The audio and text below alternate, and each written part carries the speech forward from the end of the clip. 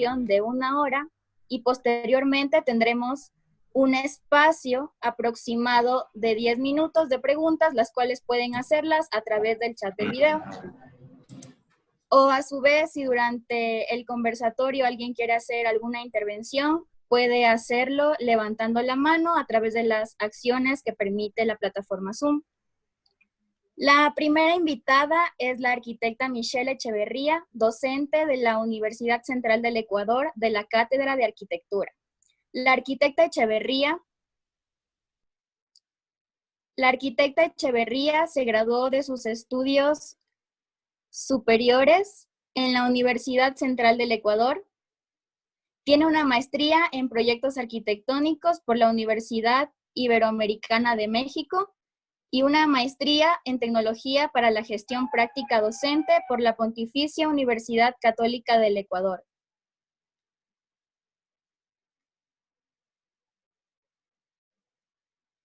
La arquitecta Echeverría va a tratar el tema, un análisis de la implementación del racionalismo.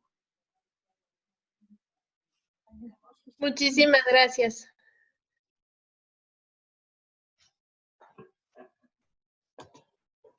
Ya estamos listos. A ver, lo que les comentaba, cuando me contactaron los estudiantes y siempre me encanta apoyar estas iniciativas, lo primero que le dije a los estudiantes es, les extraño un montón. Realmente extraño un montón estar en las aulas y verles, y me encantaría que incluso prendan ahorita las cámaras para acordarme de ustedes.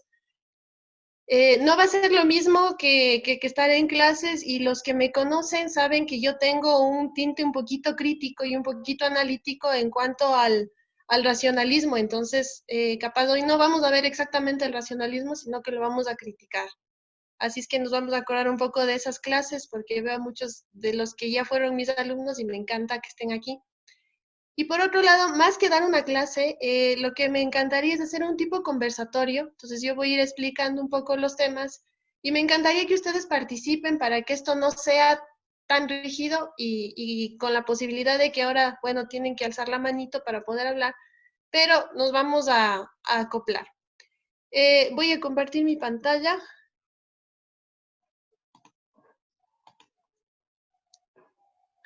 ¿Me confirman si están viendo?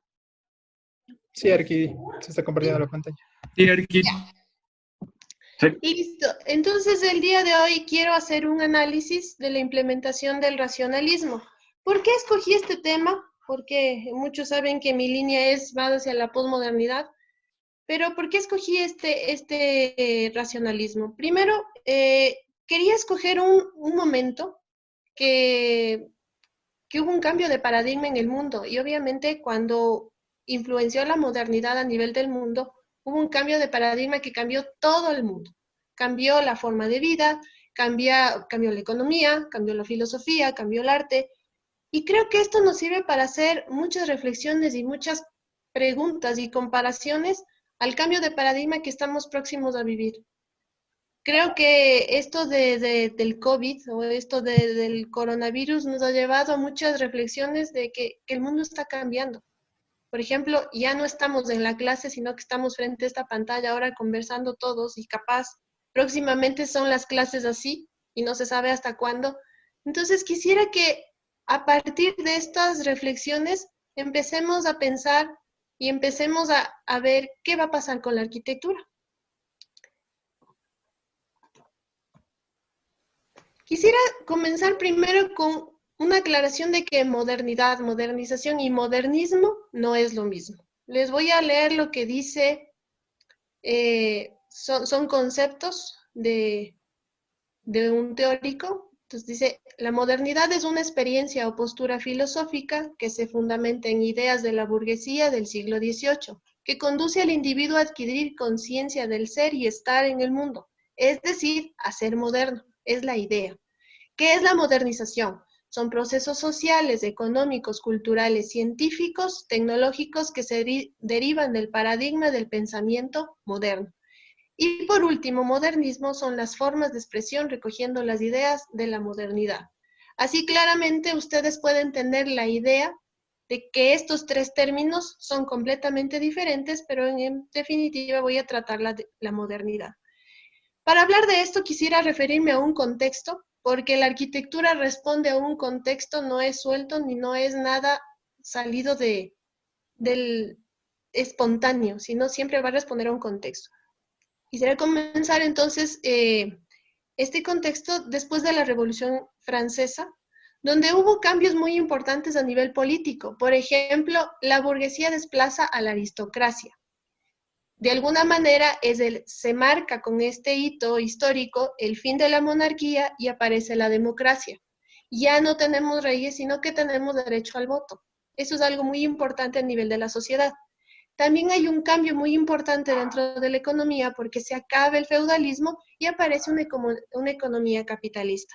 Posteriormente voy a quedarme un poco más dentro del tema económico, pero lo vamos a pasar en este punto rápido. A nivel tecnológico, el contexto es que aparecen muchos inventos como los motores de combustión, las turbinas de vapor, la electricidad, el teléfono, las máquinas de escribir y algo muy importante a nivel de la arquitectura es que aparece el hormigón, acero y vidrio. En cuanto al arte, tenemos las vanguardias figurativas como el cubismo, el dadaísmo, el futurismo, el neoplasticismo y el constructivismo. Algo que quiero recalcar es que así como todo va cambiando, por ejemplo, uno de los cambios del arte aquí más importante es que dentro del cubismo aparece o se toma en cuenta el movimiento.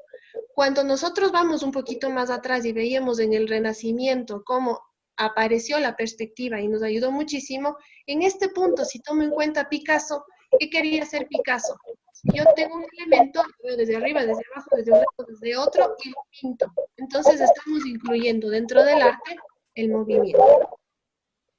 A nivel filosófico, parece que hay un micrófono abierto y me estoy haciendo eco. A nivel filosófico, ¿qué pasa? Y en este punto me quiero quedar bastante. Hay una separación del mundo objetivo del subjetivo. Si me estoy refiriendo a la subjetividad era porque tenía mucha importancia la parte de la iglesia y el mundo objetivo se refiere al mundo de la ciencia. Por lo tanto, pierde peso la fe, gana peso la ciencia, sobre todo con el positivismo, y este proceso se llama secularización. También dentro del punto del contexto filosófico, vemos que aparece el racionalismo, pero el racionalismo que quiere decir la confianza de la razón humana. Estos son elementos, tanto la secularización como el racionalismo, son características propias de la modernidad. ¿Qué pasa entonces con la confianza en la razón humana? Aparece el credo del progreso, donde la fe ya no es en Dios, sino en el desarrollo tecnológico, porque tenemos en boga la revolución industrial. Por lo tanto, toda la sociedad está en vistas o solo con la visión hacia la innovación y no a la conservación. Y ese es un rasgo muy fuerte también de la modernización. Siempre estamos negando el pasado.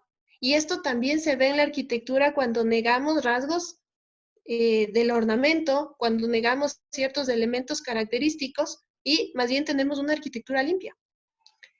Y todos estos sumados también nos dan otro rasgo de la modernización, que son los aumentos de los bienes de producción. ¿Qué pasa en este punto? Les voy a mover un poquito porque no les veo. ¿Qué pasa con los aumentos de los bienes de producción? Cambia la forma de la economía. Ya no tenemos una economía donde era la mano de obra una sola persona. Si hacemos un ejemplo del zapatero. ¿El zapatero cuánto tiempo se demora hacer un zapato? A la semana podríamos hablar de un zapato, pero con la revolución industrial y metida en la industria, ¿cuántos zapatos se pueden generar? Ese es uno de los rasgos de la modernidad muy fuertes que me cambian el sistema económico. Y en el sistema económico aparece el liberalismo, con características como la libertad económica, la libertad de empresa, la libertad de contrato, la libertad de asociación, la libertad de comercio. Yo siempre digo aquí, el que tiene plata hace lo que quiere. Eso es lo que quería el liberalismo. Pero le vamos a entender a este liberalismo como una doctrina política económica que fue la base para que se asiente el capitalismo. Sí, de alguna manera constituye una corriente para fundamentar el Estado de Derecho cuando el Estado se divide en los poderes que conocemos ahora. Sí, pero de alguna forma también el liberalismo quiere actuar en el mínimo posible, me refiero a nivel estatal.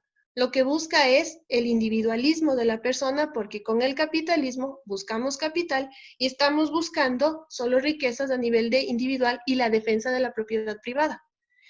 Más tarde, con el capitalismo tenemos un momentito que se llama del estado de bienestar o el movimiento keynesiano, donde el Estado se vuelve un benefactor. Es el momento de las luchas sociales que quieren que, por ejemplo, cuando hablo del Estado benefactor, es cuando el Estado provee los servicios a los habitantes. Uno de los servicios más conocidos que hasta ahora se mantiene es el seguro social, las pensiones públicas, por ejemplo. Entonces, se responde a los derechos de las personas. Esos derechos que fueron adquiridos con las protestas que ya conocemos y que de alguna forma a veces, como las de ahora, nos sentimos como que queremos seguir con esos derechos, pero poco a poco se los va perdiendo. Entonces hay que seguir teniendo esas protestas. Y a futuro, no estoy haciendo ahorita como que una línea del tiempo para entender qué pasa. A futuro regresa el neoliberalismo, recuperando ciertos elementos del liberalismo, pero sobre todo la preocupación es de reducir el gasto público, porque con el keynesianismo teníamos unas economías mixtas, ¿sí? En cambio, acá con el neoliberalismo se quiere liberar la economía y se quiere reducir ahora sí al mínimo el gasto público y se quiere quitar la responsabilidad del Estado y más bien se defiende a la empresa privada. Ahora sí entendemos qué está pasando en la actualidad. Con esta situación vamos a entender. ¿Por qué les muestro todo este contexto? Porque en medio de todo lo que está pasando aparece como respuesta dentro de la arquitectura el movimiento moderno.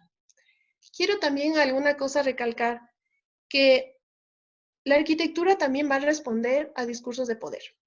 Entonces, cuando estamos hablando del racionalismo, sabemos que estamos metidos inmersamente en un discurso que va a seguir ciertas formas de capital. Y esta es la crítica que hacíamos que les quiero generar en este momento. ¿Qué pasa con el movimiento moderno? Primero, que aparece según la base del método cartesiano de René Descartes. ¿Qué nos decía él? Acuérdense que tenemos la confianza en la razón humana, entonces aquí aparece la facultad de razonar. En este punto lo que se necesita es generar un pensamiento de lo más simple a lo más complejo. Y aquí uno entiende por qué cuando uno está estudiando los proyectos arquitectónicos o los proyectos, como ustedes lo expresan, los proyectos es dividir el proyecto grande en partecitas. Entonces ya entienden de dónde sale esto. ¿A dónde cae la arquitectura? A generar una arquitectura dividida en partes, en funciones, entonces tenemos un funcionalismo. Una de las críticas que yo puedo hacer al funcionalismo es que ustedes caen en recetas. Si yo les digo, vamos a hacer una casa, ustedes van a hacer la lista de las funciones de la casa. ¿Qué tiene la casa? Tantos dormitorios, tiene una cocina, tiene un comedor y me van generando una lista. Si les voy a decir, vamos a hacer un centro cultural, me generan el listado de las funciones. Y a veces eso no responde al contexto en el que estamos viviendo. Eso se ve un poco más adelante con la posmodernidad, cuando empezamos a preocuparnos no solo del tiempo, como se preocupa la modernidad, sino nos empezamos a preocupar también del lugar. Y que ese elemento arquitectónico tiene un lugar y tiene un espacio al que también va a responder con las particularidades. Y si vamos a una escala un poquito más grande, vamos a hablar de que esa división de partes en la ciudad, o las funciones de la ciudad, es el zoning, que muy bien lo puso Le Corbusier mediante el SIAM en su discurso de la Carta de Atenas, donde divide a la ciudad en 4 funciones. Más tardecito vamos a ver qué pasa con esas funciones. Bueno, entonces hablando prácticamente del racionalismo, al racionalismo le vamos a ver dentro de la arquitectura y por eso les he puesto aquí la foto del proyecto dominó que hizo Le Corbusier, porque es como que gráficamente nos ayuda a acordarnos de estos elementos. Primero, el punto positivo es que va a responder a la necesidad de la vivienda. ¿Sí? Va a responder de forma estandarizada porque estamos en boga con la revolución industrial. Obviamente tenemos los procesos de serialización, entonces va a ser una casa estandarizada.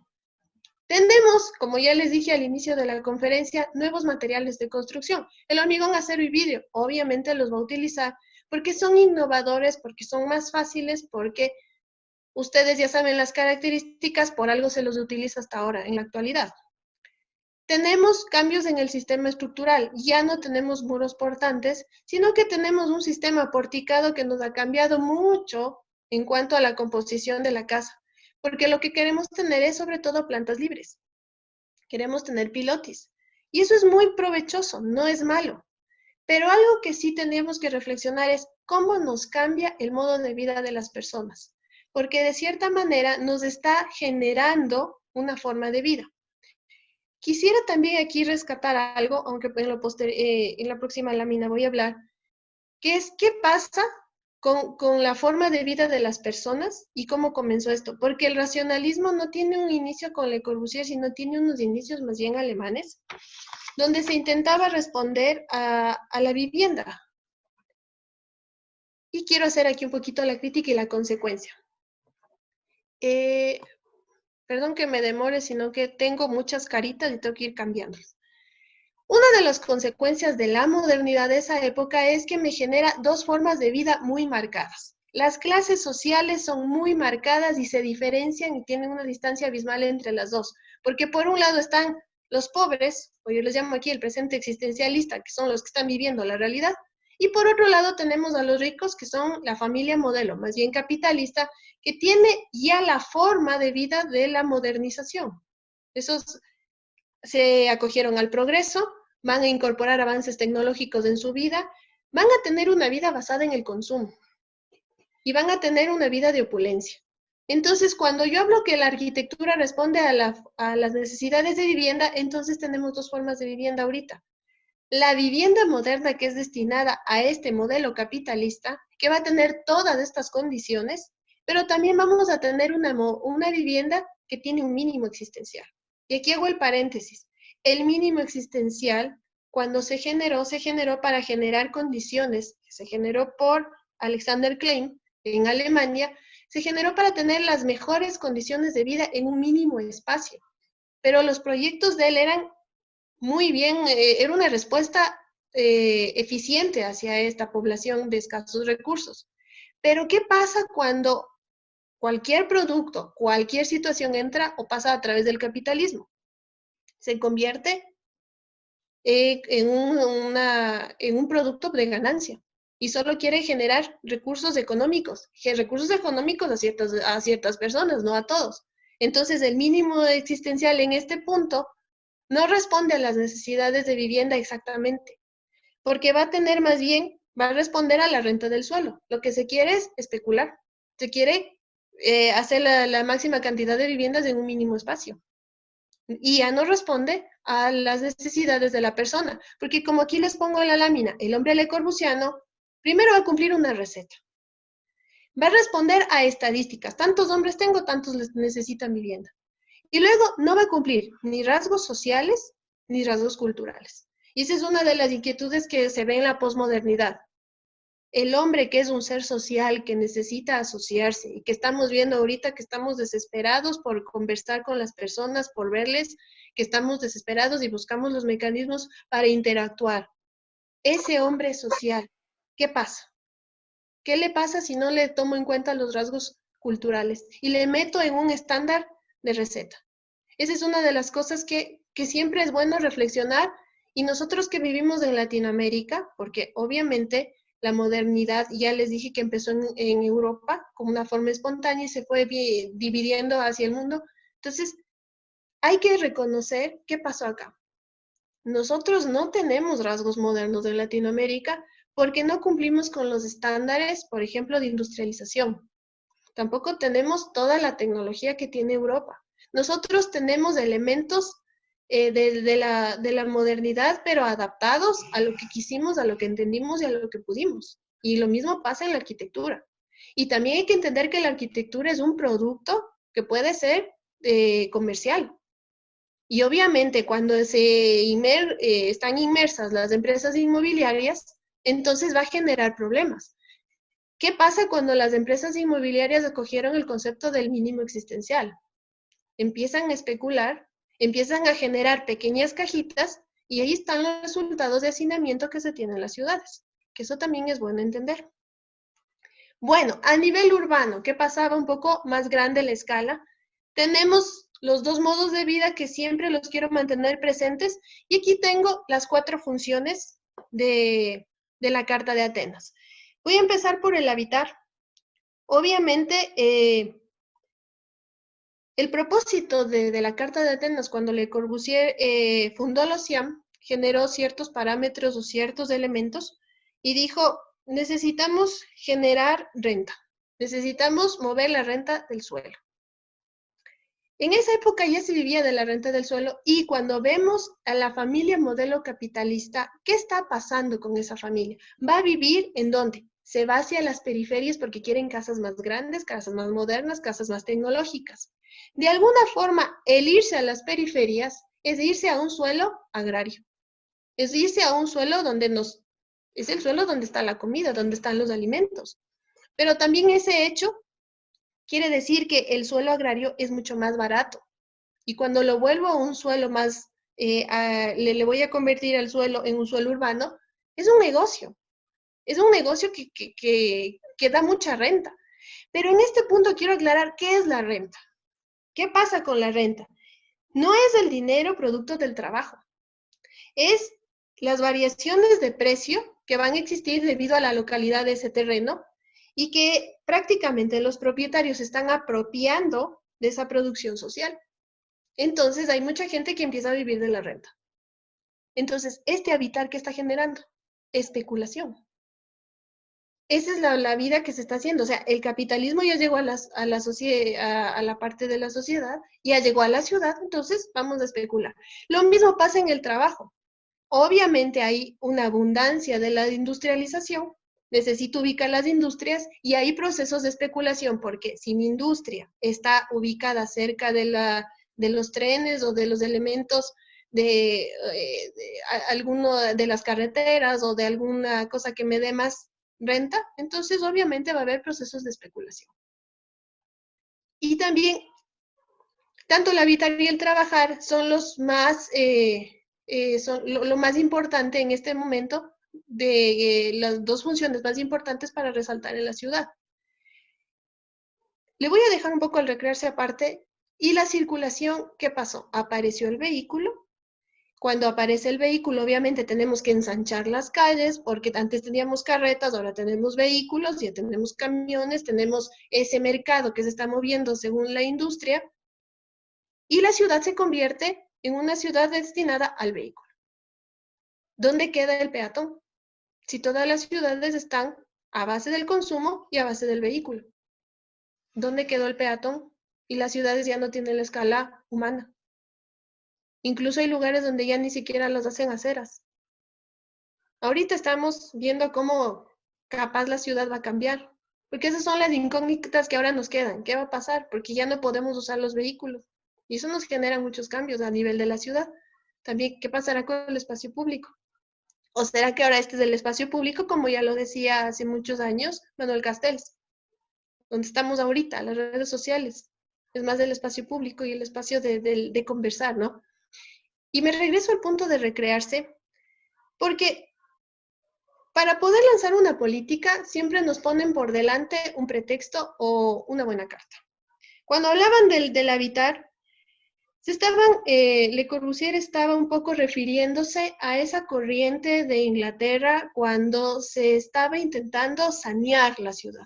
Se llama la corriente del capitalismo higienista, donde obviamente decían, las personas no tienen las condiciones de salubridad, entonces hay que mejorar alcantarillados, hay que mejorar las ciudades y reconstruir un poco la ciudad.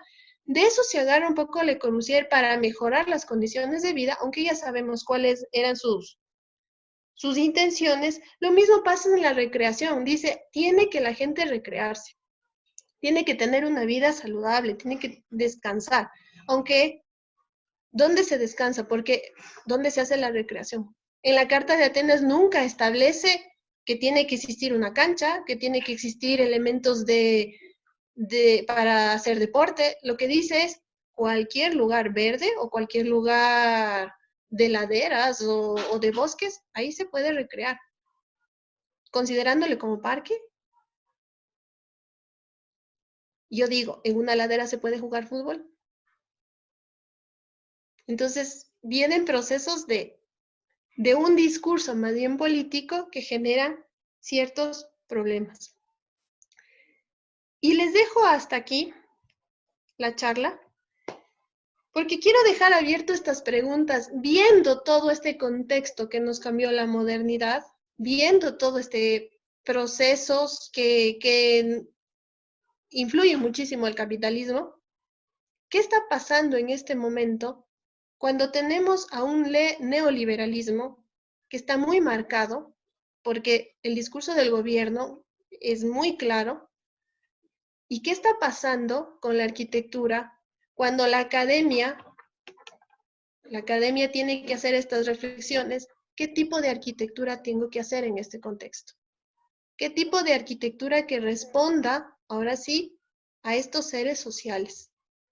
¿Qué tipo de arquitectura debería ser tomando en cuenta la situación o estos rasgos identitarios, estas manifestaciones culturales que son propias de nosotros?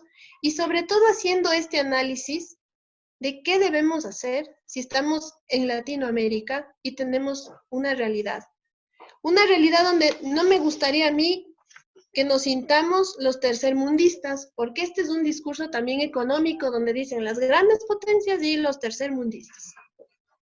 Sino, somos un país que tiene una realidad, que tenemos problemas, pero y sobre todo, ¿qué se debería hacer en medio de esta pandemia?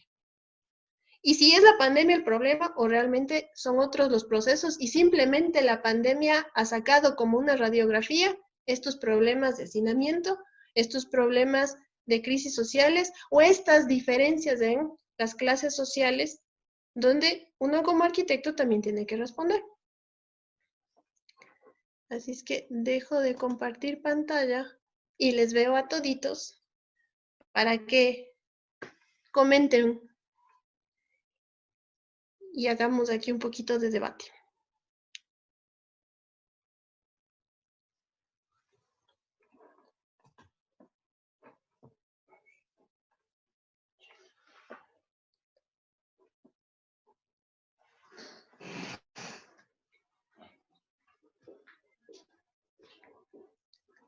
No sé si Naomi estás ahí para que nos puedas ayudar con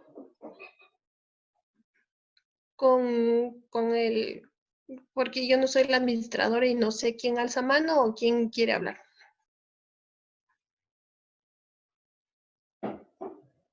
Chicos, si alguien quiere realizar alguna intervención, puede hacerlo levantando la mano a través de las acciones que permite la plataforma Zoom. Al igual, si alguien tiene alguna pregunta, tendremos un espacio de 10 minutos al final de esta transmisión, donde se leerán todas las preguntas que tengan. Las pueden hacer a través del chat del video.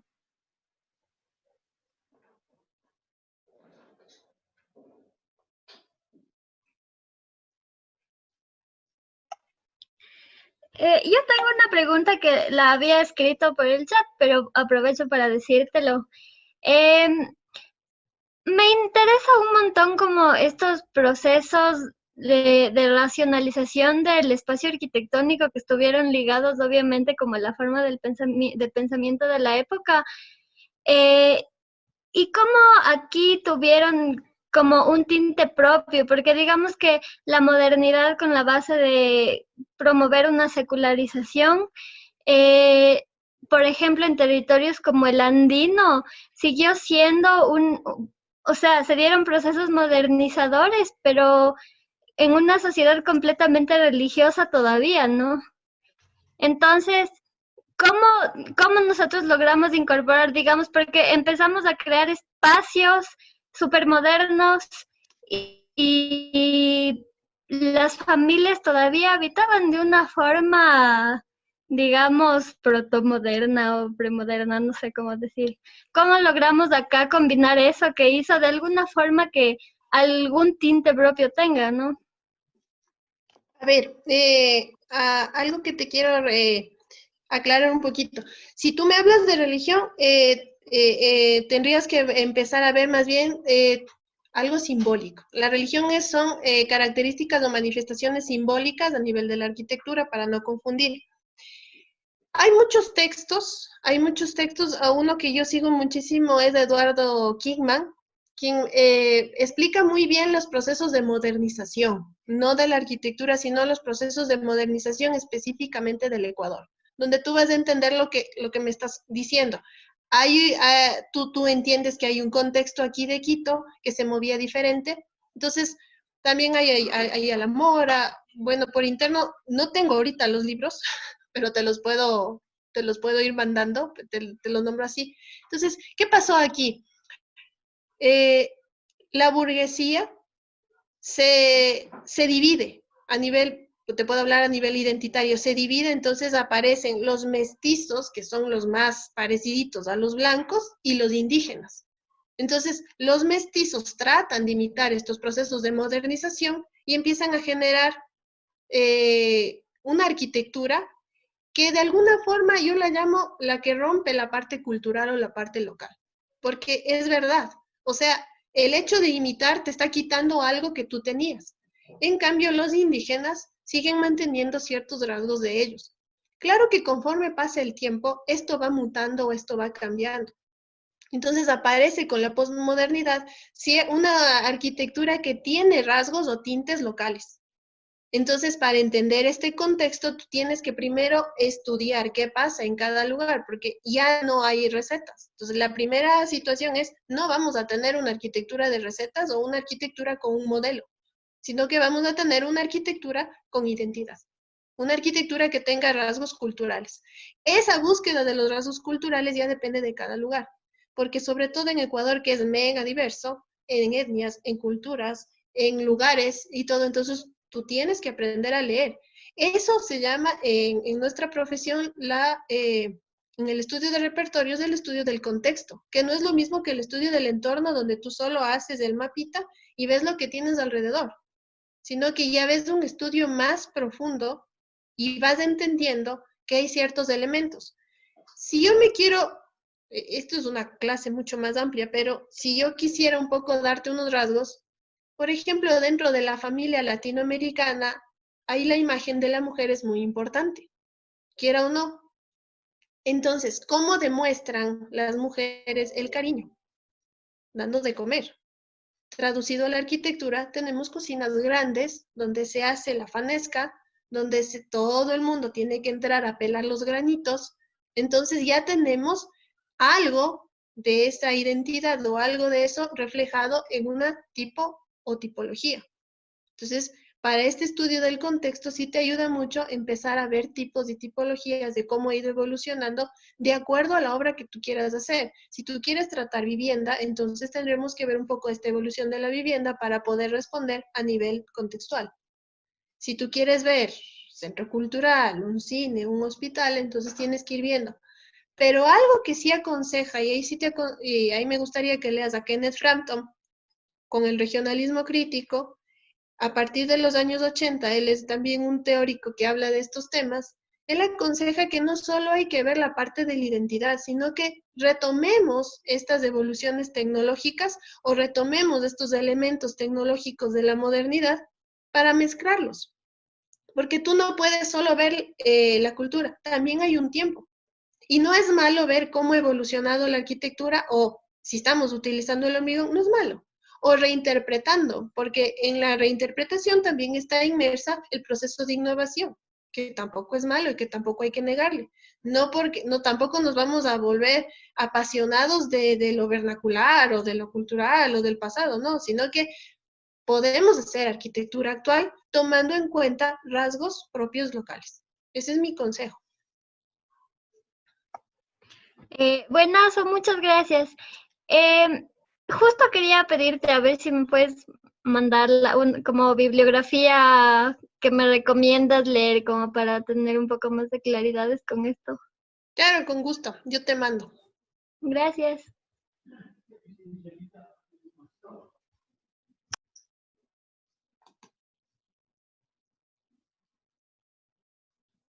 Si alguien más desea hacer algún tipo de intervención, lo puede hacer a través del chat o levantando la mano a través de Zoom.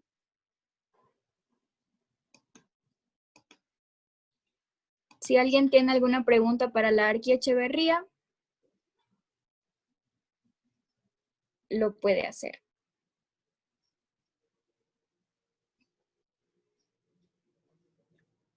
Creo que aquí en el chat dice Marcela Velastegui tiene una pregunta. Si le escribes por el chat, sí también lo puedo ver.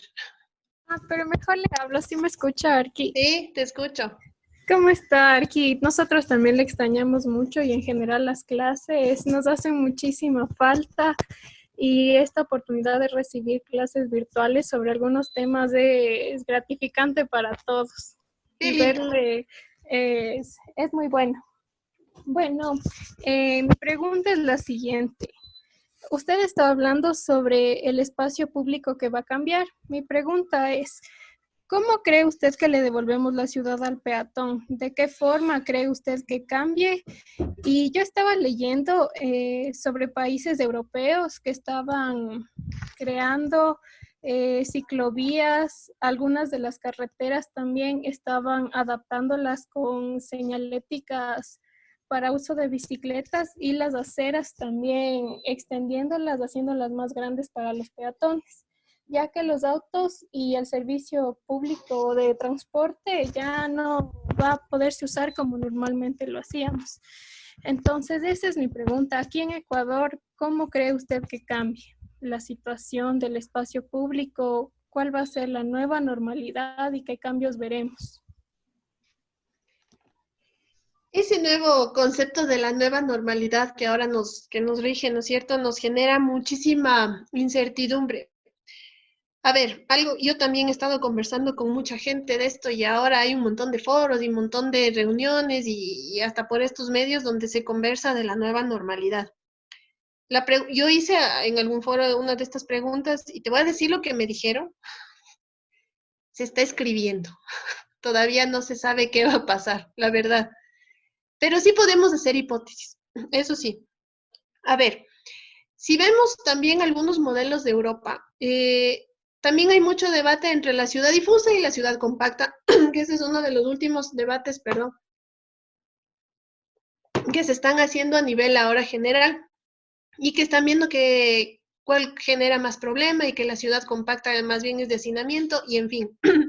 Yo creo que muchísimos de los conceptos de arquitectura y urbanismo van a cambiar radicalmente, porque antes veíamos que el espacio público era el espacio de reuniones y ahora vemos que el espacio público es el espacio peligroso y que también tenemos muchas condiciones a nivel de la vivienda donde ahora capaz los arquitectos tengamos que pensar mejor, porque si vamos a pasar más tiempo en las viviendas o la gente va a pasar más tiempo en las viviendas, tenemos que repensar muy bien en este funcionalismo, si lo mantienen, de que ya tienen que ser espacios flexibles.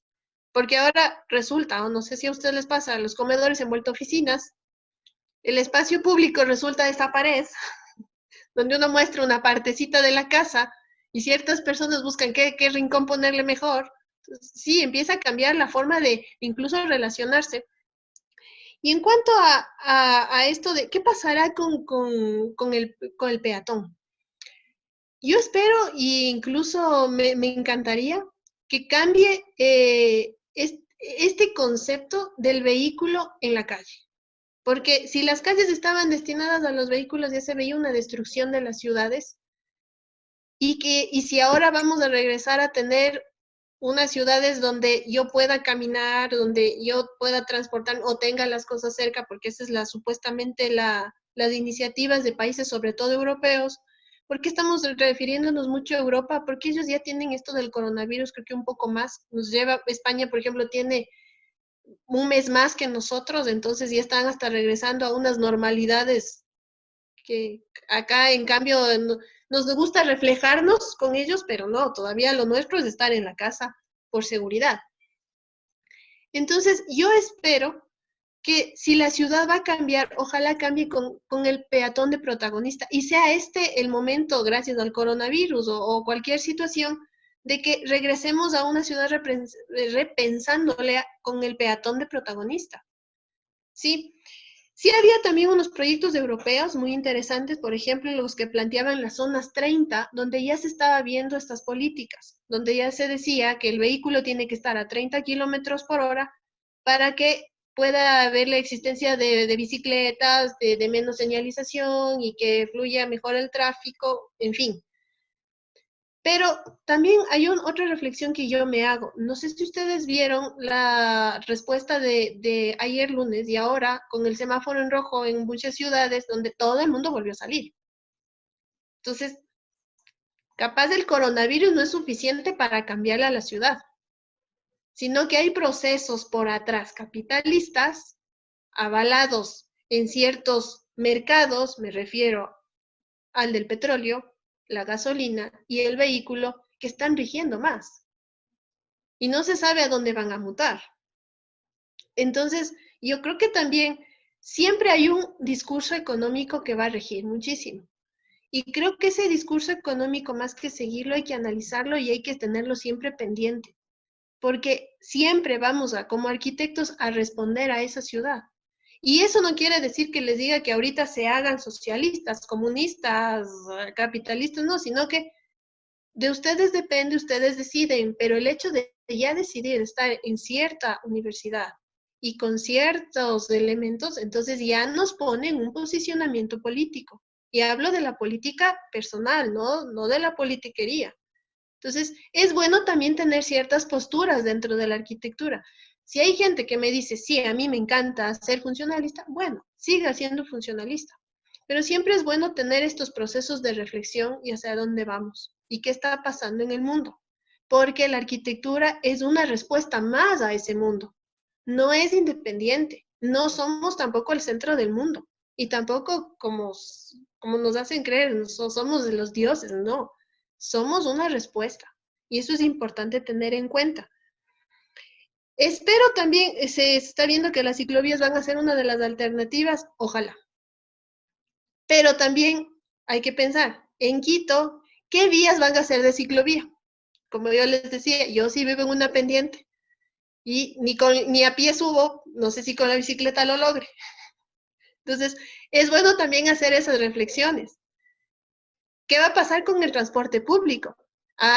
Recién escuchaba que decían en los municipios, es el momento de reorganizarle, ojalá, pero ojalá sea con una visión en serio, atender al peatón, atender al ciudadano, ¿sí? Y si tenemos la posibilidad de reunirnos y hacer una propuesta, incluso como academia, decir, ¿saben qué? Yo creo que sin ningún politiquería, sin ningún anclaje a nadie, podríamos presentar tal propuesta. Me parecería correcto porque de alguna forma ustedes tienen más conciencia del sistema de movilidad. Y se sabe que también el sistema de movilidad es un elemento de esa complejidad de ciudad. O sea, tampoco podemos tratarle de manera independiente.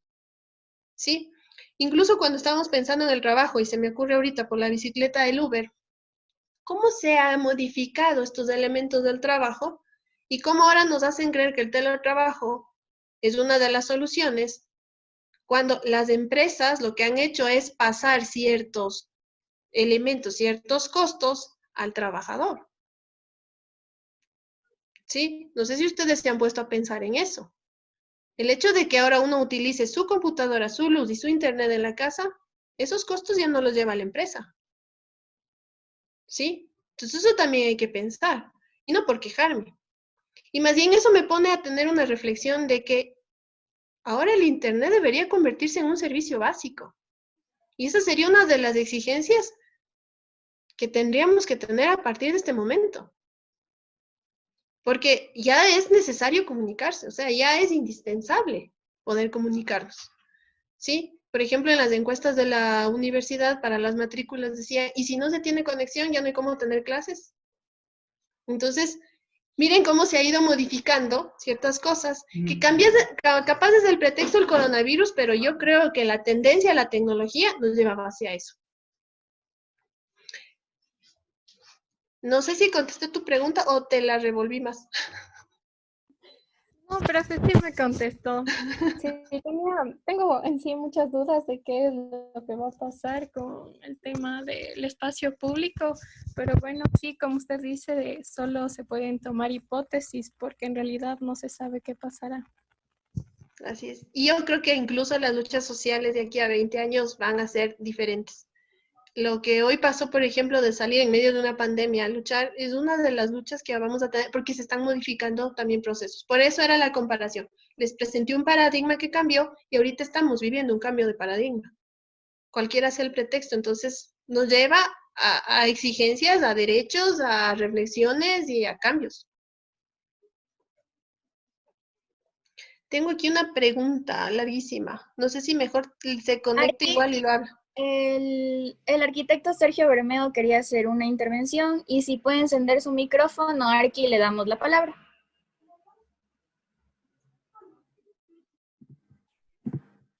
Ok, aquí estoy. Bueno, primero felicitarles por haber organizado estos foros, son muy importantes para todos.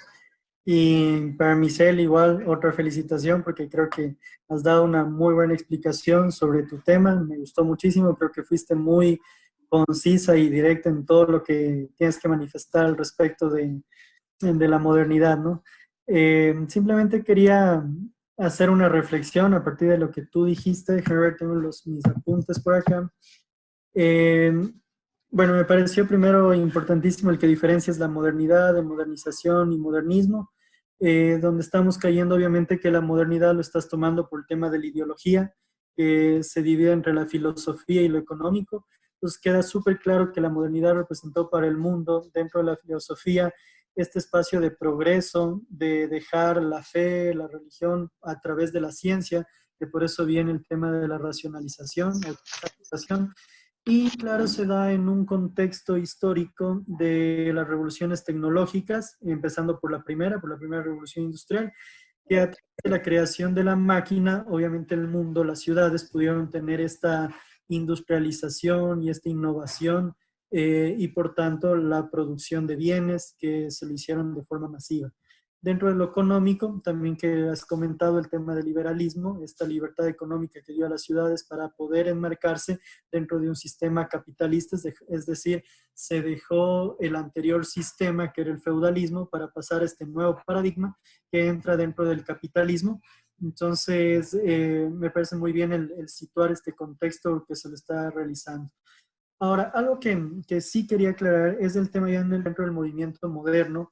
Claro, tú mencionas que aquí el personaje importante, no sé, entre muchos que hubo, pero creo que el que más resalta viene a ser Le Corbusier por la creación de los CIAM y porque él fue con dos autores más dentro del CIAM el creador e impulsor justamente de la Carta de Atenas. Entonces esta Carta de Atenas, que bien marca estos 4 puntos que tú hablaste, el habitar, trabajar, recrear y circular, son los que marcan de ese momento hasta el día casi de hoy, lo que es la conformación de las ciudades. Esta ciudad zonificada, por eso tú mencionabas el concepto de zoning, que de pronto para los que no entendieron, justamente este zoning se basaba en que las ciudades tienen que ser divididas, me invento, al norte van las empresas, al sur va la vivienda, al este la recreación, etc. Entonces, algo que pasó en esto de la Carta de Atenas es que cuando Le Corbusier se pone a conformar esta Carta de Atenas, lo hace a través de un estudio de 33 ciudades. Estas 33 ciudades que toma como ejemplo para poder desarrollar este, digamos, catálogo, como Michelle lo decía, esta receta de cómo hacer ciudad, pues lo hace en base a 33 ciudades. Lamentablemente, y digo lamentablemente para nosotros como latinoamericanos, fueron 33 ciudades europeas. Analizó 33 ciudades europeas y a partir de esas lanza esta receta de cómo deben ser las ciudades, la ciudad moderna, la ciudad industrial. Y dije lamentable porque para nuestro caso Latinoamérica, nosotros nos hemos acoplado al pie de la letra como una receta de cocina a realizar estas ciudades bajo el estilo europeo. Y no digo que esté mal, esté bien, simplemente estamos haciendo unas ciudades al contexto europeo. Nuevamente entramos dentro de la ideología del pensamiento filosófico a tener una filosofía de dominación. Y por eso nosotros latinoamericanos seguimos estando dentro de esa filosofía de dominación, de dependencia a las grandes ciudades, al imperialismo. Y es por eso que en todas nuestras ciudades, si ustedes se fijan, desde que estudian Quito, que en la facultad creo que han estudiado Quito muchísimas veces, y Quito y todas las ciudades latinoamericanas tienen este concepto de, a ver, empieza con una ciudad del centro histórico, a partir del centro histórico se instala como damero y de ahí el damero crece hacia el norte por los ejidos, por las zonas de recreación, etc. Y bueno, toda la historia que está. Pero esto se da justamente por haber adoptado este sistema internacional de la ciudad moderna de Le Corbusier dentro de los CIAMS.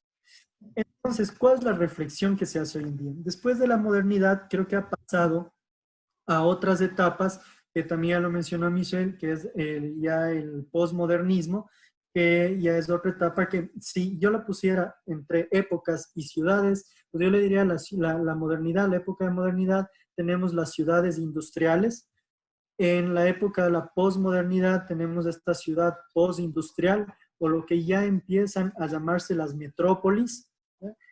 Y sin embargo, bueno, te comento, Michelle, hoy yo estoy estudiando un nuevo concepto, una nueva época, que la hemos denominado, o bueno, se la denomina la hipermodernidad, que lo estudia muy bien Lipovetsky y Asher en cuanto a los nuevos principios de urbanismo.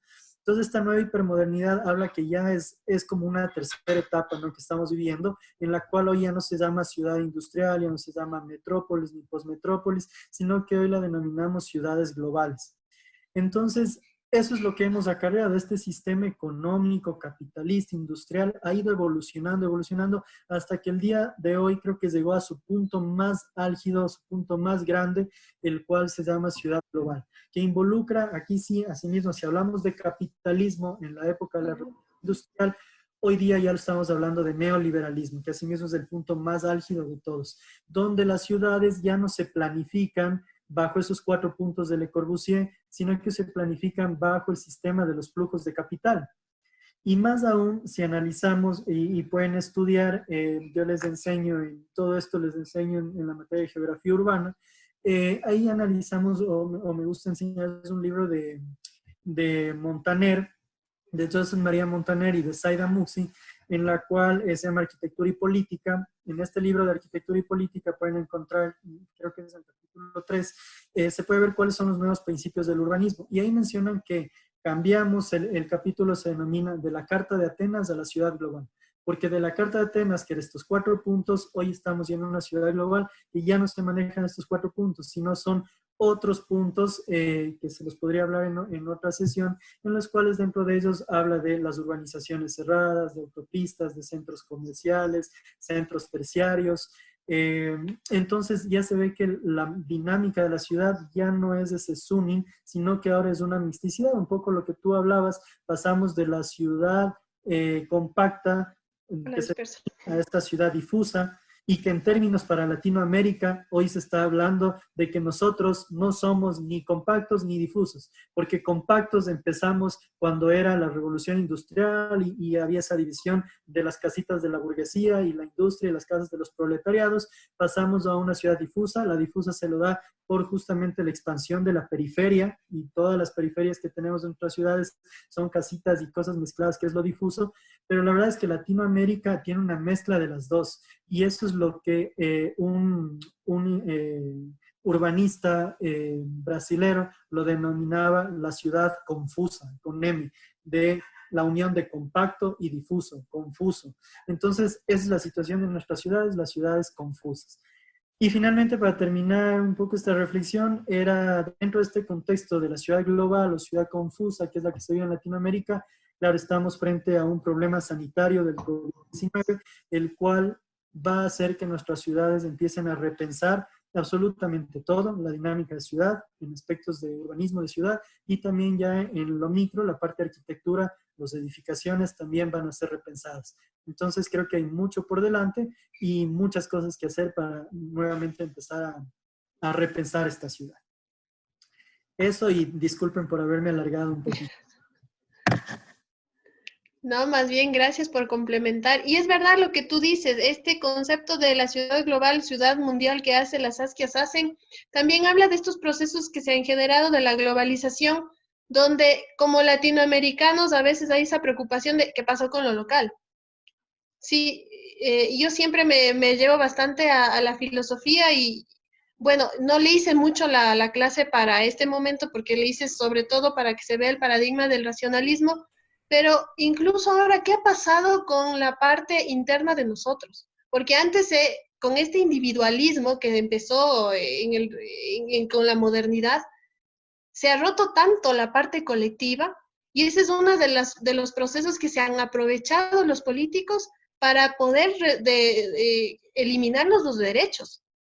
Porque estamos más preocupados de la propiedad privada, del individualismo, yo veía las consignas de octubre de muchas personas que decían, no, al Ecuador se lo saca trabajando, pero ¿quiénes le trabajan? Porque ellos no salían a trabajar ni a protestar, ¿sí? Entonces, era importante también, te agradezco muchísimo, porque en medio de esta globalización también, ¿qué pasa? Cuando uno empieza a unirse a todos estos criterios del mundo, ¿qué pasa con lo local? Y como latinoamericanos a veces sí es bueno empezar a pensar en no solo ver a lo que hacen otros países o estas imitaciones, sino que yo creo que sí es importante ver qué pasa con nosotros mismos y empezar a ver la respuesta de nosotros, o sea, a base de nosotros.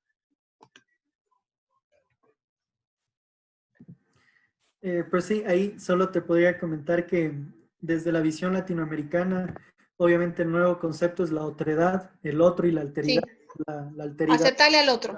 aceptar al Sí, otro. correcto. Y a partir de ahí se empieza a conformar este nuevo concepto de ciudades. Y dentro del tema económico o geopolítico económico, pues justamente tú hablabas de, claro, estamos en lo global, pero hay que pensar en lo local. Y es justamente lo que tiene que hacer Latinoamérica.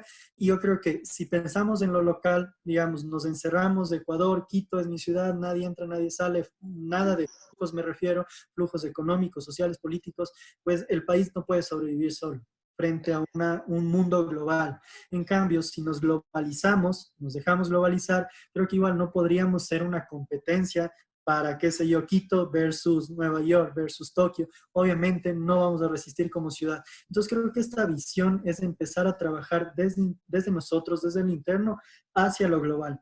En términos conceptuales, como diría Manuel Castel, él lo denominó lo local, ¿no? Trabajar globalmente, pero desde lo local. Y la ciudad va también a tener esas respuestas más pequeñitas, ¿no? No tan dispersas, sino ya más, incluso con esto del coronavirus parece que se tiende a eso. Algo me preguntan aquí, ¿qué pasa con la economía local y que nunca ha estado preparada? No estamos preparados porque las potencias no nos han dejado. Eso también hay que entender. El discurso económico es muy fuerte.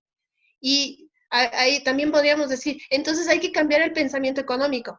Desde Latinoamérica no lo podremos hacer. Tienen que ser las potencias, porque ellas mandan, las que permitan estos cambios también. Porque acuérdense que desde el neoliberalismo hay unos pocos que tienen la riqueza y que no dejan al resto vivir. O sea, esa es una de las crisis que tenemos ahorita. Tendríamos que buscar alternativas, todavía eso también se está escribiendo, no hay, o sea, como les cuenta Sergio, no está nada todavía definido, todo se está generando y estamos como que a la marcha. Sí, aquí veo otra pregunta. Dice, si la reorganización del transporte público implicaría endeudamiento y el gasto público se multiplicaría, por lo tanto la política fiscal debería preservar también el presupuesto para infraestructurar la civil. En cuestiones de la política y del endeudamiento, no me quisiera meter. Lo que sí habría que ver es que sí se necesita una reestructuración de la movilidad, sobre todo si me refiero a Quito, porque no cubría el movimiento de los peatones. O sea, el que quería ir de su casa a la universidad, no sé si en un 100% todos podrían decir, sí, sí cojo transporte público, porque por algo teníamos muchísimo transporte privado. Sí, y si yo me refería a eso de rehacer los sistemas, era porque también sabemos que hay mafias que no permitían que este transporte público funcione y capaz este sea el pretexto para poder permitir. A eso me refería. No sé cómo se maneje en cuanto a la parte de, o sea, no sé la alcaldía a qué se refiere o cómo lo haga, porque la verdad todo eso siempre es un misterio, cómo se maneja la deuda externa y los presupuestos, todo es un misterio a la final. Entonces, en eso sí, creo que no podríamos hablar.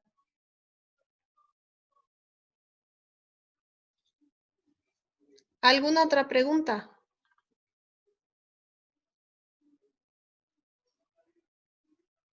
Yo tengo algo que decir que, o sea, entre las preguntas que qué debemos hacer nosotros, yo pienso que primeramente tener conciencia de lo que consumimos y una vez que tenemos conciencia de lo que vamos a consumir, qué vamos a proponer para la sociedad. Y Me refiero a esto para, o sea, no poner de primordial ganar, no sé, prestigio o poderío económico, sino, o sea, tratar de trabajar para tratar de trabajar para la sociedad. Y obviamente necesitamos, o sea, nosotros como arquitectos vivir, alimentarnos, mantener una familia, pero, o sea, que esto no sea a costa de incentivar estas diferencias sociales.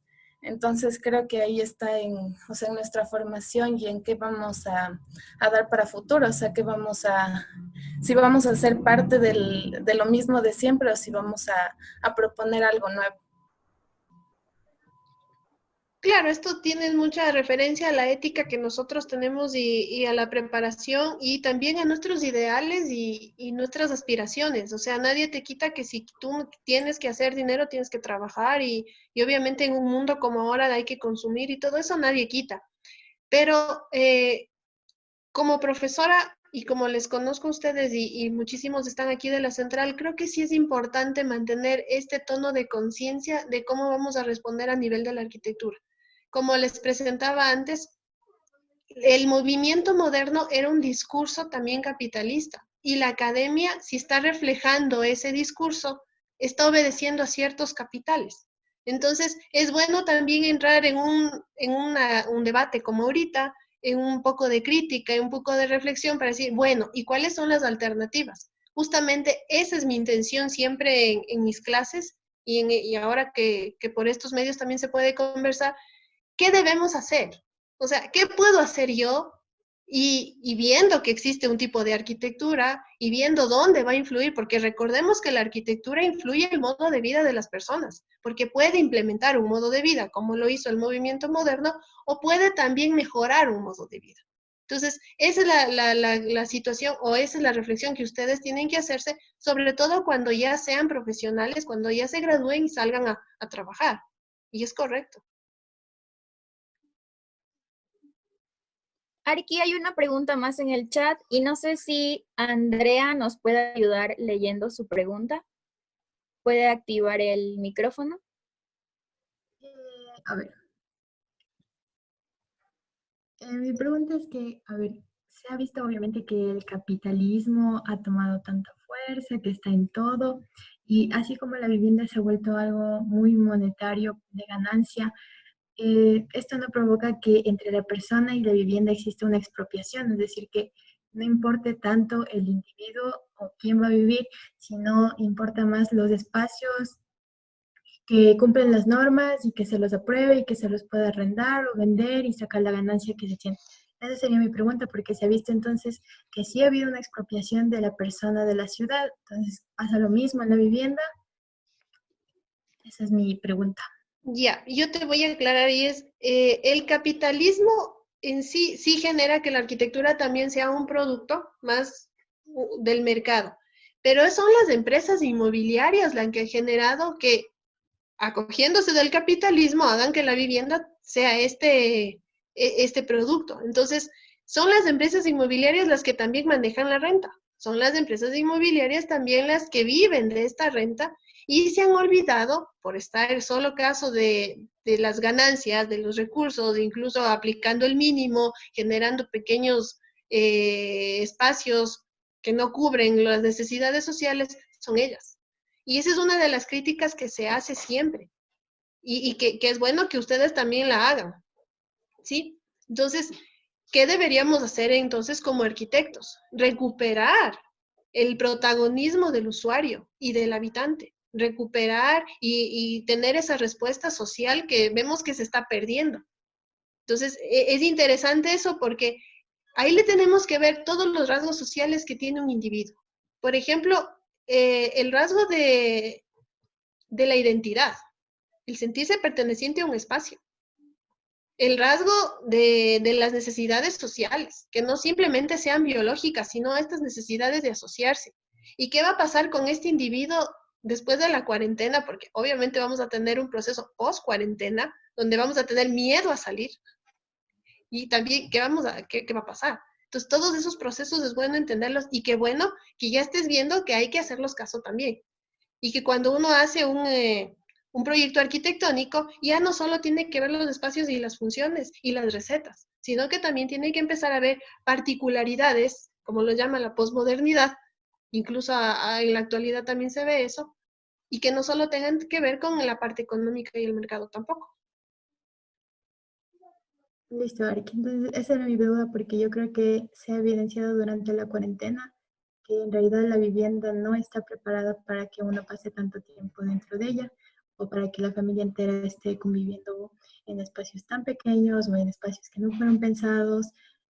Y bueno, supongo que después de esto sí que va a haber un cambio dentro de todo lo que se refiere a la ciudad y el hábitat. Sí, una conciencia más hacia el diseño y a los detallitos, ¿no? Si alguien más tiene alguna otra pregunta, lo puede hacer, o si quiere hacer alguna intervención, puede levantar la mano y se le dará la palabra.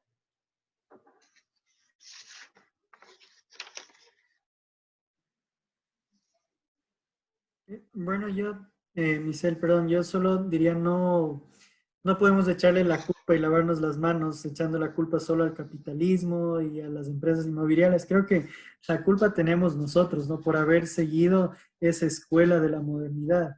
Y por qué en las preguntas que leía, que por qué existe esa expropiación de la persona y la vivienda, es porque nosotros mismos hemos provocado como arquitectos, es porque ¿quién de nosotros diseña pensando para el peatón? Todos nuestros diseños han sido pensados en los puntos de Le Corbusier, en la ciudad moderna, en el auto, en un espacio público comercializado, un espacio público destinado a planta baja para locales comerciales, etc. Entonces creo que eso es lo que ha hecho que hoy día las ciudades, frente a este problema de pandemia, pues se pongan a prueba. Y se ha visto que es una ciudad mercantilizada y no es una ciudad, digamos, para el hombre, para la sociedad, para la colectividad. Entonces, claro, vivimos en un mundo capitalista, creo que este sistema no cambiará por largos años, pero sin embargo hay que cambiar la mentalidad de hacer arquitectura y de hacer ciudad.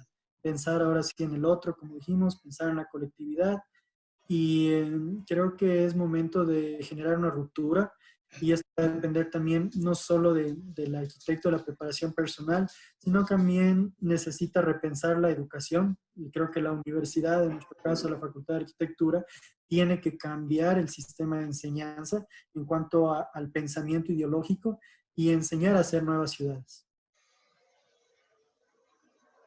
Sí, es verdad. La academia tiene mucho que ver. A nosotros nos educaron a base del movimiento moderno y fuimos pocos los que realmente vimos esta problemática. Y hasta ahora existen profesores que lo defienden, ¿no? Y muchos teóricos también. Cuando uno empieza a buscar la bibliografía del movimiento moderno y quién está a favor y está en contra, realmente son muy poquitos teóricos. Uno de ellos, por ejemplo, es Tafuri. Cuando yo empecé a leer las críticas al movimiento moderno, realmente no las encontraba. Encontraba más bien muchos que le alababan. Y a mí también me formaron en ese punto, pero sí, la ruptura nace también de uno. Nace de uno y ¿qué quiere hacer? Alguien, Nicole Morillo. Michelle Catota pidió la palabra para hablar. Sí, pues, buenas tardes aquí, o buenas noches. Bueno, mi pregunta era justo lo que acabó de decir el arquitecto Sergio, usted habló sobre el mínimo existencial que es la renta del sol. Prácticamente hemos evidenciado, o yo, bueno, personalmente lo he evidenciado, de que muchas personas o muchos conocidos míos han dicho, antes de la cuarentena, dijeron así como que yo me regreso como que a donde yo vivo, donde están mis papás, donde está mi familia, y hemos visto bastante el abandono de la ciudad. Ciudades como Quito, Guayaquil, Cuenca, o sea, las ciudades principales de producción. En ese aspecto, es como que también las rentas de las viviendas que se han hecho para, ¿cómo es esto? O sea, para alquilar las viviendas cerca de las universidades también han quedado deshabitadas. Esto también ha aumentado bastante, digamos, en el aspecto de seguridad, que ya no hay seguridad prácticamente, porque todas estas viviendas han quedado abandonadas. Entonces, creo que también a nivel de políticas públicas del municipio, sí deberían como que tratar de controlar este tipo de cosas o permitir, por ejemplo, casas abandonadas, como vemos muchas de las que son coloniales, tratar de dar como una posibilidad de comprar las habitaciones o departamentos de estas casas, ¿no? Para que no quede la ciudad abandonada en este tipo de, digamos, de ocasiones, pandemias, cuarentenas o cualquier tipo de otra cosa que nos suceda en estos años prácticamente.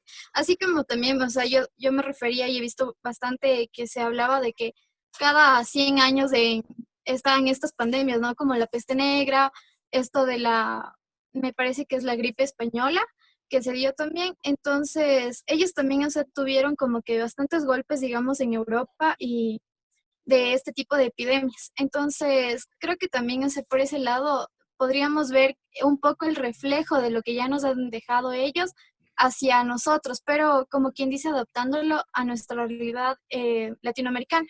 Esa era prácticamente mi pregunta. Y buenas tardes con todos, chicos.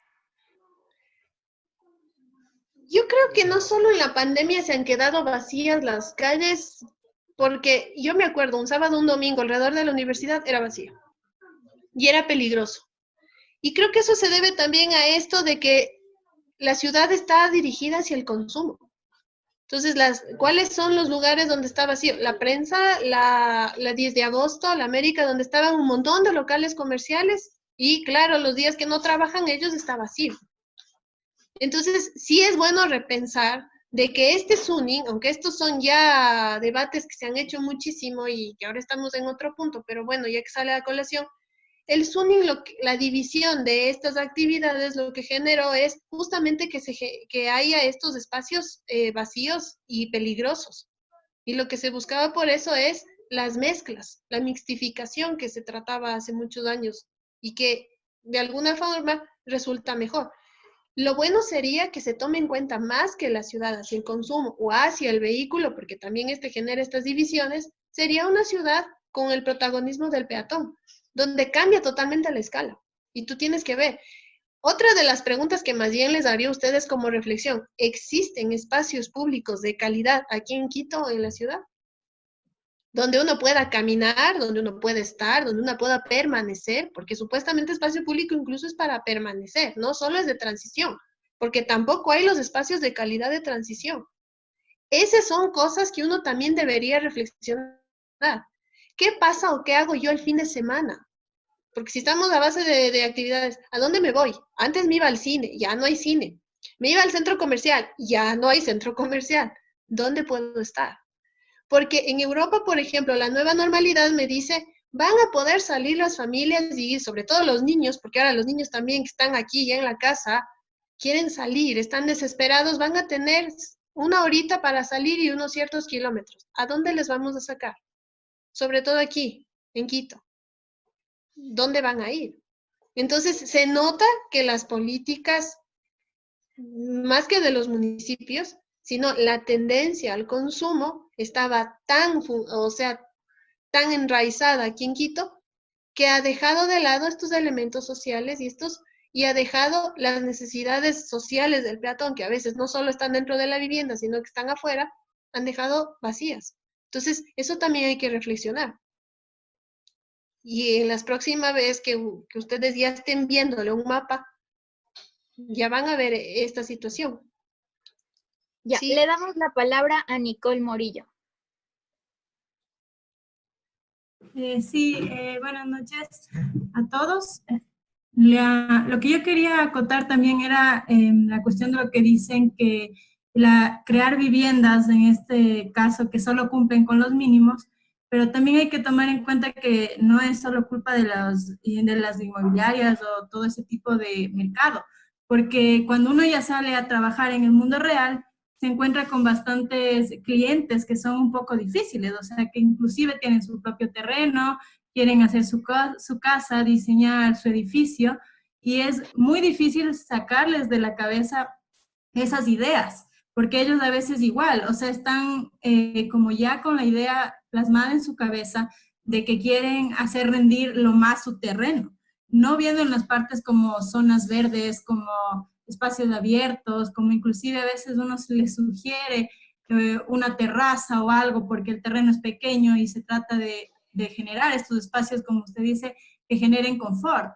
Y es muy difícil luchar contra las ideas de las personas que a veces inclusive aún nos siguen viendo a los arquitectos como algo de gana a veces. ¿Por qué? Porque piensan que hágame el dibujito y yo me consigo mi albañil y que me haga como yo quiera, e incluso dándoles planos aprobados y todo lo demás. Se ha tenido problemas en los que ahorita, estando en todo esto de la pandemia y todo lo demás, están construyendo por abajo sin que nadie les vea y cambiando los planos, o sea, y te llaman a quererte cambiar cosas inclusive que son estructurales, que tú obviamente no vas a decir cámbiale nomás, o sea, entonces ese tipo de cosas también no es solo cuestión de la inmobiliaria, es bastante difícil luchar con las personas que aún tienen esas ideas en la cabeza. Inclusive se les sugiere, se les dice, yo le sugiero este espacio con esta situación porque le va a generar más comodidad, pero es súper difícil. Inclusive, por ejemplo, se ha dado el caso que quieren más habitaciones de las que les permite la morfología del terreno y el tamaño por la necesidad de ventilación e iluminación, y lo que dicen estas personas simplemente es como que, pero mi vecina tiene un cuarto sin ventana y yo ¿por qué no puedo tener eso? Entonces es súper difícil hacerles entender que eso les va como de alguna manera a generar malestar, inclusive en la salud, en el estado de ánimo. ¿Y qué pasa? Que estas personas a veces no les gusta la casa que hicieron, e inclusive, como digo, ellos mismos hacen los cambios que quieren en obra cuando uno no está ahí, y después, o cuando ya entregas la obra, lo cambian, y después simplemente dicen, fue culpa del arquitecto, y no me gusta esta casa, entonces la vendo o la rento y me voy a vivir a otro lado. Entonces es un problema súper difícil ahorita, como digo, ya trabajando directamente con clientes, tratar de cambiarles la mentalidad. Y tal vez por esta cuestión de la pandemia, mucha gente se ha de haber dado cuenta de eso, y esperemos que a futuro esto de alguna manera para nosotros nos ayude a que la gente diga sí, o sea, necesito una ventana, porque es increíble encontrarse con personas que no dicen no me importa, porque antes la mentalidad era voy, duermo y salgo a trabajar. Inclusive las personas que a veces tienen su dinero, tienen su terreno y son las que diseñan, que son personas que a veces no son estudiadas, pero como han tenido un negocio que les ha rendido, tienen el dinero para construirse la casa o lo que sea, son las personas que menos buscan tratarse bien a ellos mismos. Y lastimosamente le ven, como digo, la arquitectura a veces le ven como un capricho, cuando muchas veces no es así, es el confort que necesitamos para sentirnos bien y que que no sea una casa nada más, sino que sea un hogar. Entonces eso también es algo que desde mi punto de vista hay que tomar en cuenta, porque si es una inmobiliaria que va a ver solo la parte económica, obviamente dices ya, o sea, ellos quieren sacar provecho de eso y punto. Y generalmente son ellos los que diseñan las casas, los edificios grandes con departamentos pequeños cerca de universidades porque se van a vender bien o por lo que sea, pero también hay en la parte de la arquitectura pequeña, como yo digo, individual de las casas, esta clase de problemas que nos dejan a veces a los arquitectos contra la pared, porque es hablar y a veces inclusive meterte hasta a pelear o a discutir con el cliente para tratar de que entienda, y a veces los clientes se ponen en la idea de que, bueno, entonces es que yo quiero así, y si no me va a hacer yo contrato a cualquier persona y que me haga como yo quiera. Entonces es algo que súper difícil, que a veces como estudiante uno no piensa que se va a tocar con eso, porque a veces uno sale con unas ideas un poco fantasiosas o utópicas de la universidad a querer diseñar casas hermosas o lo que sea, y es súper difícil a veces discutir con el cliente, como lo digo. Entonces era como una acotación nada más a cómo la arquitectura en todos los niveles a veces es complicado de tratar por la mentalidad que tiene la sociedad. Es que no te olvides que también, ¿por qué influenció tanto la modernidad? Porque todo el mundo quería imitar su forma de vida.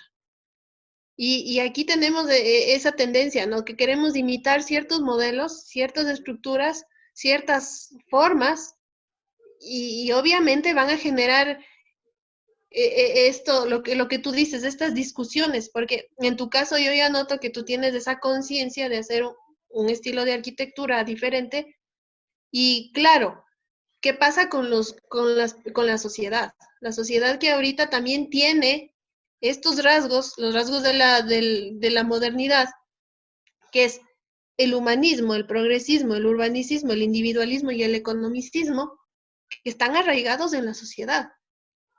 Y que obviamente, y en los discursos políticos y en los discursos académicos también.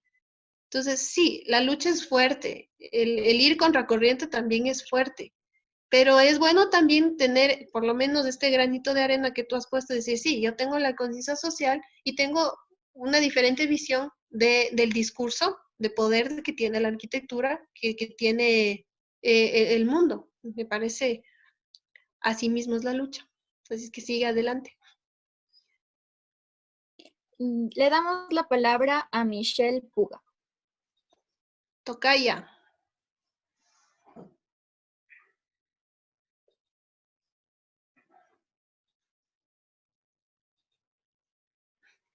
Sí, puedes encender tu micrófono, Michelle.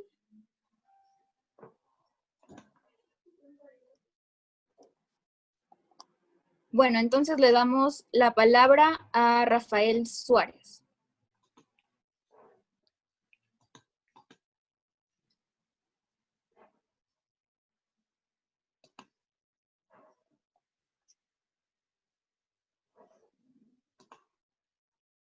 Rafael Suárez, si puedes encender tu micrófono. Ah, ya. Entonces le damos la palabra a Ramiro Arévalo. Muy buenas, Arqui, con todos. Tenía un punto importante de lo que habían comentado usted, Arqui Michelle, y el Arqui Bermeo.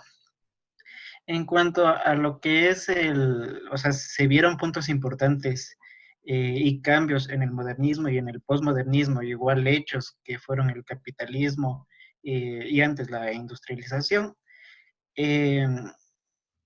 Ahora, hoy estamos viendo estos cambios en cuanto a lo que es la tecnología, las necesidades que estamos viendo actualmente, como estamos en una conferencia virtual, de igual manera, clases virtuales, trabajo, en la arquitectura, en los 4 puntos del CIAM, el habitar y el circular, como estaba hablando usted, Dara, que más que nada, estos cambios, ¿cómo se van erradicando ya a lo que es el habitar en sí, en la casa? Ya estamos viendo lo que es cómo se va evidenciando lo que es, digamos, los huertos que se están realizando, o sea, tratar de romper lo que es el capitalismo en cuanto a los supermercados, tratar de ya hacer nuestros propios productos y la falta de eso, de eso en lo que es la arquitectura. De igual manera, adoptando costumbres que serían en la región oriental, los zapatos al momento de ingresar, nosotros dejamos ya ahora en cambio los zapatos afuera y nos ponemos zapatillas o sea, estamos adoptando otro tipo de costumbres que ya los hacemos propios. Y de igual manera, la falta, en cambio, lo que es la arquitectura, como les decía, los huertos, la luz, cómo nos hace falta, o un lugar, un balcón como tenemos en la costa, balcones donde uno puede salir, respirar un poco. En cambio, en departamentos donde son totalmente cerrados, hace la falta de este espacio verde dentro de lo que es en los edificios. Entonces, ¿no sería ya un punto en el cual nosotros podamos dar un granito, en el cual ya pensar cómo podríamos hacer una arquitectura propia? O sea, ya pensando en nosotros, no solamente como decía el arquitecto Bermeo, esto ya está, lo del CIAM, vimos, pero se comparó con 30 y pico de ciudades de allá de Europa. Ahora es importante ya pensar aquí en Latinoamérica y en Ecuador. O sea, ¿cuáles son las costumbres que tenemos aquí y ya generar nuestra propia arquitectura? Es importante también cuando uno está dentro de la universidad hacer crítica Porque siempre tenemos estos discursos europeos o estos discursos norteamericanos y tenemos poco acceso o poca preocupación por Latinoamérica. Eso sí, yo cuando están en mi clase saben que recalco muchísimo Latinoamérica, pero no sé si en las demás cátedras se haga, y eso es importante que ustedes, si no les dan en la cátedra, bueno, personalmente lo busquen, porque los discursos son diferentes, las realidades son diferentes. También acotando lo que tú dices, que ahora, claro, dejamos los zapatos afuera y que entramos a la casa y que tenemos que lavarnos todo y cambiarnos todo y todo, estamos viviendo un cambio de paradigma, estamos viviendo, el cambio de paradigma trae cambios de vida, entonces esas son las incógnitas que uno tiene que tener a partir de este momento. Y ahora, ¿qué va a pasar con la respuesta de la arquitectura? Capaz después de 20 años, digamos, después del coronavirus, miren lo que pasó. Ahorita estamos en pleno cambio, pero sí es importante empezar si este es el momento, generar ese cambio, dejar de ver los discursos hegemónicos y empezar a ver los discursos locales, que sí los existió siempre, sino que capaz la universidad no nos dio ese acceso. Siempre hubo esa literatura. Cuando yo estaba revisando, yo hago bastante estudios historiográficos para entender la arquitectura y hay un montón de historiografías de Europa, pero incluso la arquitectura moderna latinoamericana fue mal vista en los años 30 y 32, porque incluso nos empezaron a hacer malos comentarios. Cuando llegó al primer MoMA Latinoamérica, a uno de los primeros MoMA, fue con el proyecto de Brasilia y con las críticas al racionalismo y al Suning. Entonces quedamos mucho más mal, ¿sí? Mal parados. Después empieza a retomarse, pero ya te estoy hablando de años 80, entonces nosotros sí tenemos como que ese espacio vacío. Y sería bueno irlo llenando, irlo construyendo y viendo esas historiografías y viendo la parte local, teniendo esa conciencia de que nosotros, la parte local, no me refiero económicamente, sino nuestra realidad no es mala, sino que, y va a responder mejor y vamos capaz de entender mejor que las comparaciones o las imitaciones de estos discursos hegemónicos o estos discursos capitalistas, ¿sí? Que capaz nos toque a partir de este momento preocuparnos por si va a haber escasez de productos y ahora nos toca hasta sembrar papas. Bueno, pues tendremos que buscar el lugar para sembrar papas de la casa, porque son realidades que no sabemos qué va a pasar y capaz se nos viene. Y es correcto tu cuestionamiento. Está cambiando el mundo. Y el mundo de Europa al de Ecuador es totalmente diferente. Yo no estoy de acuerdo cuando a nosotros nos dicen, se compara Guayaquil con Nueva York, porque no somos nada iguales, o sea, difícil las comparaciones, ¿sí? Pues bien hay que ver nuestras realidades. Incluso en el tema de salud, me gustaría que más bien las autoridades vean nuestras realidades y expongan esas realidades y las soluciones a esas realidades y no estén viendo tanto esas comparaciones, porque a veces esas comparaciones más bien nos podrían hacer daño. Muchas gracias, Arqui. Le damos la palabra también a Liz Solís, que tiene una pregunta. Ya. Arqui, buenas noches, compañeros, compañeras.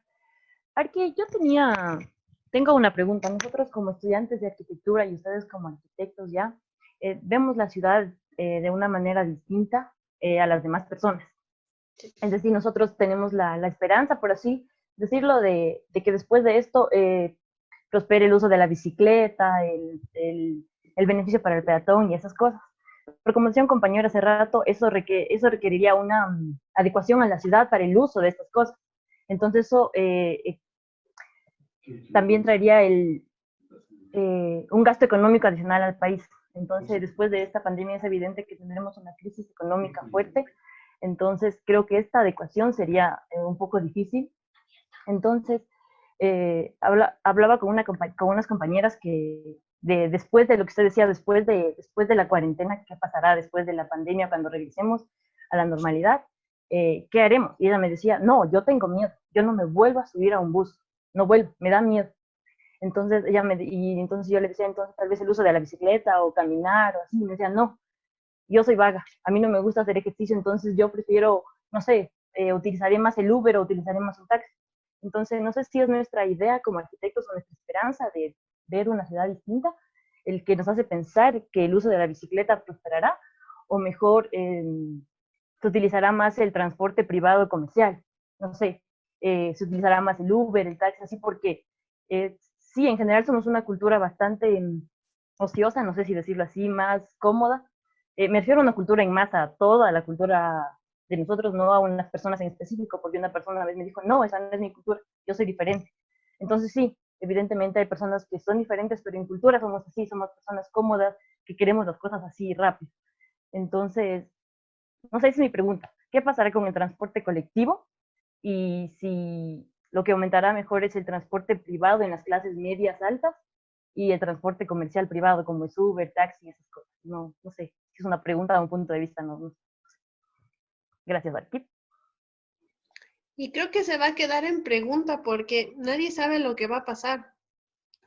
Ahorita están planteando que, claro, tenemos que tener esa distancia física entre las personas por la seguridad. Tampoco sabemos ni siquiera cuánto va a durar esta pandemia, ni este encierro, ni estos procesos. Se nota que el gobierno tiene una iniciativa en reactivar la situación económica, porque obviamente la crisis es fuerte y hay personas que capaz no están como ustedes en sus casas tranquilamente, sino que viven del día. Entonces sí, hay muchas aristas ahorita y mucha incertidumbre. No sé también si el Uber siga funcionando, porque también, como dicen los taxis de Uber, todo es fuente de contagio. Lo que sí es muy evidente es que vamos a tener una crisis post pandemia, donde la gente va a tener miedo, en cambio, a salir. O sea, hay gente que, yo ya tengo contactos que dicen, me encanta cómo está la vida ahora, ya me gustó vivir en la casa, porque ya sea, claro, después de 50 y no sé cuántos días estamos, ya uno también ya tiene rutinas diferentes y uno ve también los peligros. No lo sé, no lo sé. Capaz tengamos otra reunión de aquí en unos meses y empecemos a ver si en verdad la bicicleta va a funcionar y todo eso. Hay una pregunta aquí que veo y que dice, ¿cómo podemos cambiar la educación? Algo así. Esta me interesó mucho y dice, ¿cómo se podría cambiar el modelo de enseñanza? Es decir, las teorías, los estudios se podrían ir adaptando los diseños a la situación. Eso podría crear un modelo base de la realidad nacional. Yo creo que nuestra universidad, no sé de las otras, pero por lo menos sí tenemos una preocupación permanente. Ciertos profesores, no puedo generalizar tanto, pero sí hay una preocupación permanente por topar temas actuales y contemporáneos. Y creo que estamos también en este cambio de paradigma y estos cambios de modos de vida y muchos nos hemos propuesto, les adelanto, porque hemos tenido reuniones de área y estamos generando, creo que ahora se está tomando hasta el tema de los sílabos y todo, porque con la plataforma vamos a tener mucha evidencia de los, ¿cómo se llama?, archivos ahí visualmente, entonces eso también le hace que la clase sea siga paso a paso a los sílabos.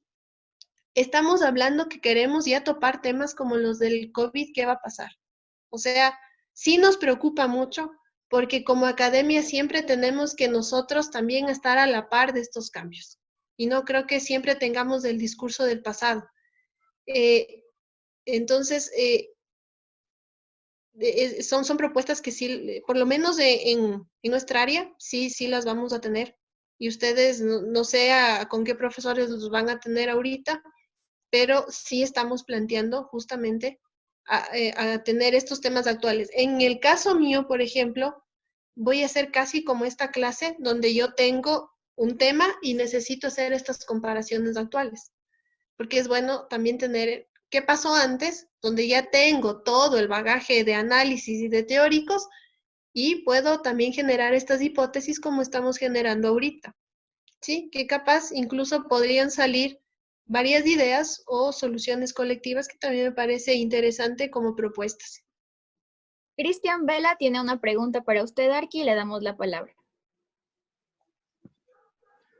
Sí, buenas noches, Arqui. Bueno, yo tengo una cuestión. ¿Cómo los espacios de nuestras residencias van a cambiar? Puesto que estamos ante una pandemia y bueno, como somos latinoamericanos, nos la vemos como sea, que un espacio aquí para desinfectarnos, un espacio aquí para los zapatos. Entonces, ¿cómo van a intercedir los espacios a través de todo esto? Es posible que en varios años pueda que haya netamente dentro de los planos espacios para cualquier tipo de cosa, como sea sanidad, o sea para alguna otra encomienda. Yo creo que sí, van a cambiar los espacios internamente, o sea, la forma de la disposición de la casa, porque hemos visto que se ha generado una flexibilidad espontánea, creo que por las personas, lo que les contaba antes, hay muchas personas que decidieron en su comedor hacer oficina. Tenemos, en mi caso que tengo hijas, tengo que buscar un lugar donde tengan que, o sea, que se sienten a tener las clases. Y así han cambiado un montón de cosas. Obviamente para futuro vamos a tener muchos más elementos diferentes.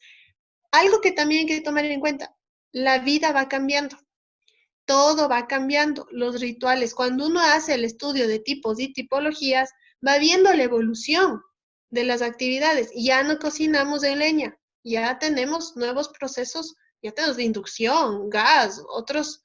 Entonces, parte de esta evolución de lo que va a ir cambiando la casa, ahora vamos a tomar como referencia el antes y después de la pandemia. Obviamente nos va a influir. Como hace muchos años también influyó, como hace 100 años con la anterior pandemia, también tuvieron esos procesos.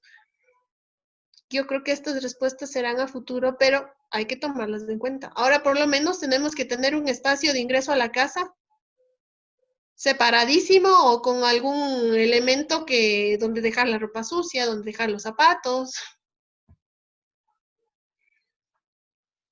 Le damos la palabra también a Michelle Carolina Tixi. Buenas noches, Arqui. Buenas noches, compañeros. Yo tengo una duda, más bien quisiera acotar algo, ¿no? Estamos hablando acerca de estos cambios que se van a dar en las viviendas a partir de esta pandemia, pero también tenemos otros espacios, otras construcciones dentro de la ciudad que han sido creadas, han sido diseñadas como con el fin de, por ejemplo, turismo, por ejemplo, comercio, que por el momento y por las normas que tenemos ahorita por esto de la pandemia, están paralizadas, como por ejemplo el sector de hotelería y turismo. Estamos hablando de que tenemos que pensar en una arquitectura a futuro a partir de esto, de que debemos tener como profesionales una conciencia de cómo diseñar y de crear estos espacios, pero también debemos pensar en la arquitectura que ya tenemos, como pongo el ejemplo de los hoteles, que ya la tenemos y va a tener que cambiar también, porque, por ejemplo, no podemos ya tener como salidas, por ejemplo, en la playa, estos sectores que netamente viven del turismo, que los sectores de hotelería deben estar económicamente, por el momento, devastados si es que las personas vivían solo de eso. Y lo hablo de una realidad muy cercana para mí. Entonces, creo que este es un ejemplo muy claro de cómo la economía local, la realidad nacional, debe adaptarse a este nuevo estilo de vida, ¿no? Prácticamente que vamos a tener. Y también que debemos tener en cuenta que la realidad de Latinoamérica es muy diferente al resto, pero también específicamente de Ecuador, y dentro de Ecuador, específicamente de ciertos sectores, la realidad es diferente. Entonces, ¿cómo podríamos intervenir o de qué manera se puede tratar a estos espacios, a estas edificaciones, a estas construcciones ya existentes? Me encanta tu reflexión que hayas dicho que Latinoamérica es diferente al mundo y sobre todo Ecuador tampoco es igualito a toda Latinoamérica. Siempre hay particularidades, entonces tú ya eres consciente de que no podemos tener un discurso homogenizador, sino más bien somos fragmentos heterogéneos y hay que tratarnos como tales. En cuanto a lo que tú cuentas de que obviamente ahora hay muchos espacios obsoletos, yo también te pongo un ejemplo como el cine y un montón de lugares más que ahorita, obviamente por la cuarentena, ni cómo ir, ni cómo verles y van a estar cerrados y después de la cuarentena van a demorarse en abrir. Me imagino, porque tampoco capaz los dueños de los lugares sí lo están pensando, capaz de eso van a tener que rehabilitarse a tener estas distancias físicas que van a tener que modificarse totalmente, pero hay sectores que obviamente vamos a tener el antes y el después de la pandemia. Y el después de la pandemia es que muchas actividades, por ejemplo, los viajes mismos, van a tener otra concepción. O sea, capaz ya no haya como viajar, o sea, más caro viajar, o haya que viajar con otras protecciones. Recién veía propuestas de las aerolíneas que decían que sí, en los aeropuertos hay que tener la distancia social, pero no importa en el avión que uno esté sobre otro, porque es como que se meten sardinas. Ahí se nota el discurso que rige económicamente. Pero lo que sí creo es que va a haber un cambio total de esas funciones. Va a haber un cambio total de la respuesta arquitectónica hacia ese estilo. Entonces, en tu estudio de tipos y tipologías vas a marcar lo que le decía, creo que era al señor Bell antes, vas a marcar que después del 13 de marzo, sobre todo para Ecuador, esos espacios ya no pueden ser o no pueden tener tanta gente como ahora dicen, es solo un aforo del 30 o 50%, entonces ya vas a tener que tomar en cuenta esos elementos que sí nos van a marcar en el hacer de la arquitectura. Esteban Rodríguez nos pide la palabra. Sí, buenas noches, ¿se escucha?